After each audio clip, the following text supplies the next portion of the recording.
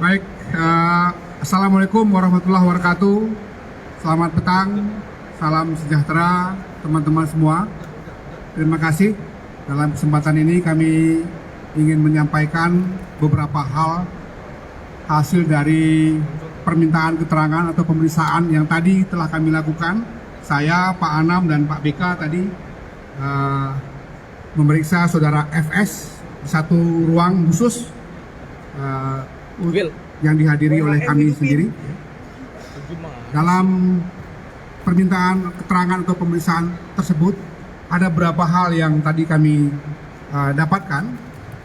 Pertama adalah pengakuan saudara FS bahwa dia adalah aktor utama dari peristiwa ini. Itu yang pertama tadi disampaikan. Yang kedua, dia mengakui bahwa sejak awal dialah yang melakukan langkah-langkah untuk merekayasa, mengubah atau mendisinformasi beberapa hal, sehingga pada tahap-tahap awal misalnya yang terbangun konstruksi ceritanya atau peristiwanya tembak-menembak, kan begitu. Tapi kemudian tadi diakuinya itu adalah hasil rancangan dia sendiri dan dia mengakui bahwa dia bersalah dalam tindakannya yang merekayasa itu. Itu tadi kurang lebih juga disampaikan permohonan maaf pada semua pihak, ya, termasuk kepada Komnas HAM, kepada masyarakat Indonesia atas tindakannya yang kemudian juga tadi seperti kami sampaikan melakukan langkah-langkah rekayasa. Ya. Tapi sekali lagi dia pada akhirnya mengakui bahwa dialah yang paling bertanggung jawab terhadap semua peristiwa ini, dan dengan pengakuan yang seperti ini kita berharap nanti proses penyidikan dan selanjutnya sampai persidangan bisa menghasilkan satu keputusan peradilan yang seadil-adilnya sebagaimana kami sampaikan sejak awal, yang merupakan fokus dari Komnas HAM dalam hal ini berlangsungnya satu proses hukum yang fair sehingga semua pihak terutama yang menjadi korban bisa mendapatkan keadilan. Sekali lagi itu yang tadi kita dapatkan atas seluruh pengakuan yang sudah disampaikan pada kami bertiga tadi di ruang tertutup. Selanjutnya mungkin silahkan Pak Anam, Pak BK untuk menambahkan beberapa hal yang lebih detail.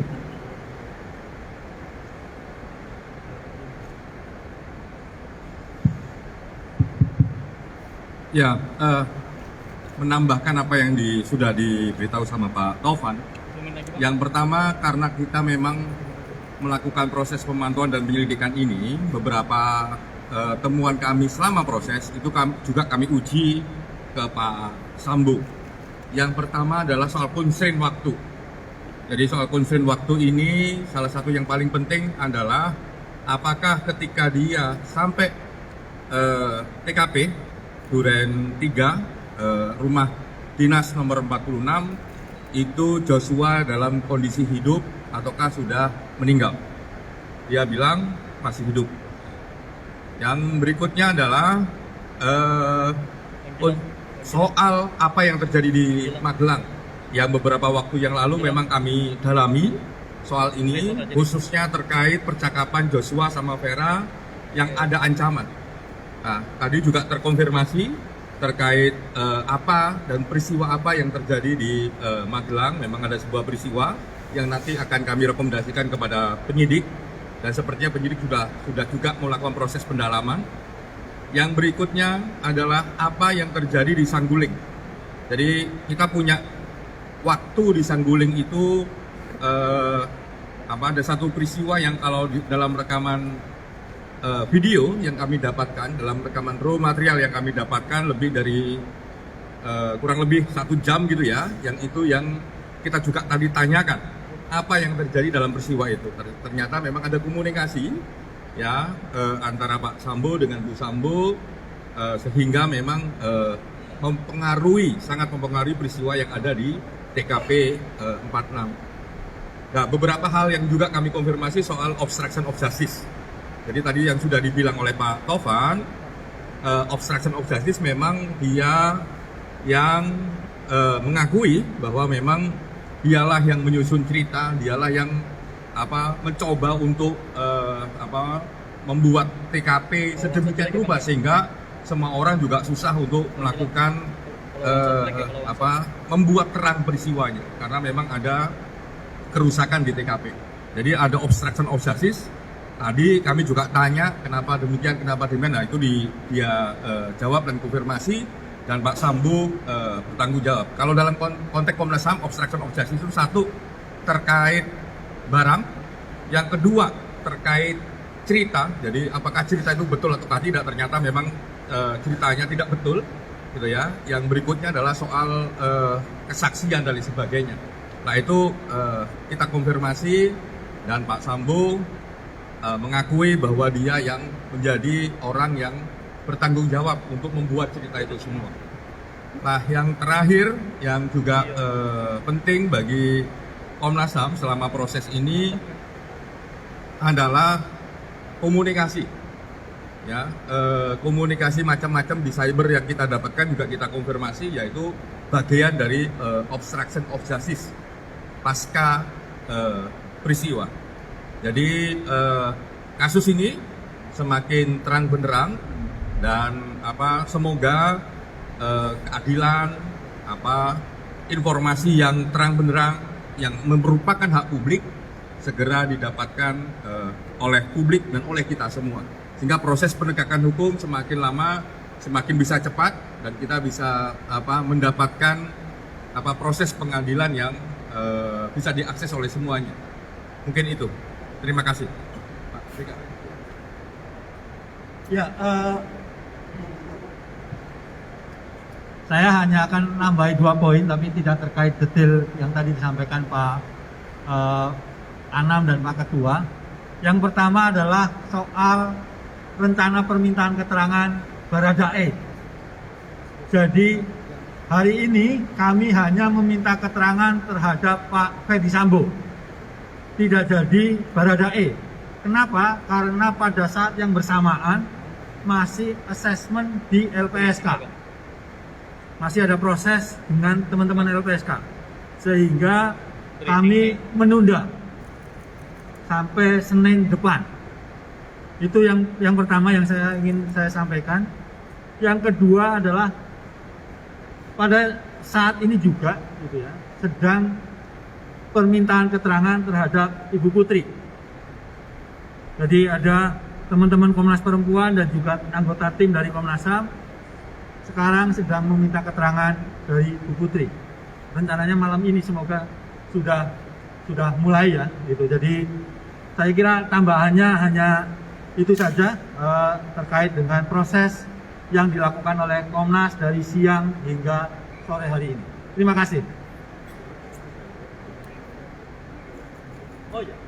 Ya, jadi tambahan aja. Jadi ketika meminta keterangan Pak Ferdi Sambo, tidak hanya kami begitu, tapi juga ada anggota tim staf Komnas yang ikut kemudian memastikan materi-materi pemeriksaan ini bisa lancar begitu disampaikan ke Pak Ferdi Sambo, dan Pak Ferdi Sambo juga responnya juga lancar juga begitu, dan kemudian sehingga prosesnya lumayan cepat lah ya, lumayan cepat karena memang secara umum konteks peristiwanya kan sudah ketahuan semua gitu.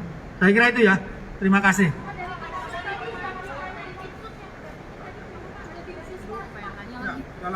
Dalam pemeriksaan hanya kami bertiga dengan tim, bahwa kita sebagai Komnas HAM ya, sejak awal memang berkoordinasi, pastilah ya, kalau nggak mungkin kita bisa juga hadir di sini. Tapi kami pastikan bahwa kami bertiga ditampingi 3 orang staf Komnas HAM yang memeriksa saudara FS tanpa didampingi kelompok lain.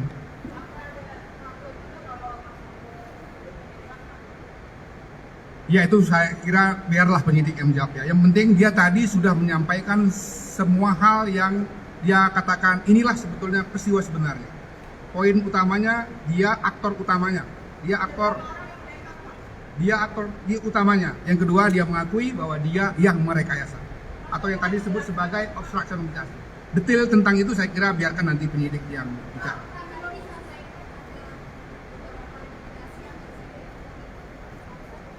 Ya, nanti kurang lebih ini setelah ini kami masih ada olah TKP, ada pemeriksaan Ibu PC, ada pemeriksaan Baradae. Setelah itu kita akan menyusun laporan, yang dalam laporan itu tentu akan ada rekomendasi yang segera akan kami sampaikan kepada pihak Mabes Polri dan tentu saja kepada pihak pemerintah sebagaimana amanat Undang-Undang 39 1999 di mana Komnas HAM dalam penyidikan pemantauannya harus membuat laporan kepada Presiden, kepada DPR RI dan tentu saja juga kepada pihak terkait di sini Polri karena mereka yang akan meneruskan penyidikan sampai nanti juga proses penuntutan dan pengadilan yang dilakukan oleh jaksa dan hakim misalnya. Sedang diupayakan di tempat tertentu ya. Berbeda seperti saya katakan sebelum-sebelumnya karena ada satu situasi tertentu kita harus mengasumsikan bahwa dia harus mendapatkan perlakuan tertentu juga. Kita sedang berupaya untuk mencari tempat yang membuat dia lebih leluasa ya, untuk menyampaikan apa yang dia tahu, apa yang dia alami dan dia rasakan. Oke ya.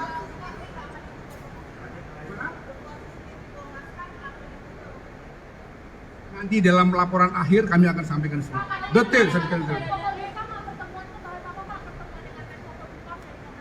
Gimana? Oh itu soal Papua, soal damai Papua. Ya? Bareskrim kemungkinannya ya. Oke ya. Terima kasih.